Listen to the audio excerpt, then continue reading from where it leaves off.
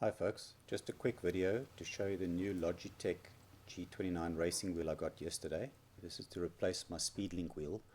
What I'm showing here is it's got a 1-to-1 turning ratio. So it turns fully like a normal driving wheel, which gives you very natural, normal sort of control over your vehicle. Unlike my other wheel, which only had 90 degrees in each direction. I couldn't really hold a proper center line with it. So this gives a very sort of realistic feel driving experience. The other thing quickly is also just these clamps that are built in. They're quick release clamps that can quickly bolt to a tabletop. Unlike my other one, which I used G clamps, which sometimes came loose while I was busy using it.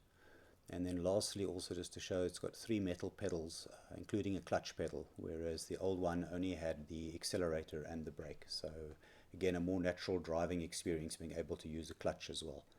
Anyway, that's it. So keep safe and enjoy the rest of your day.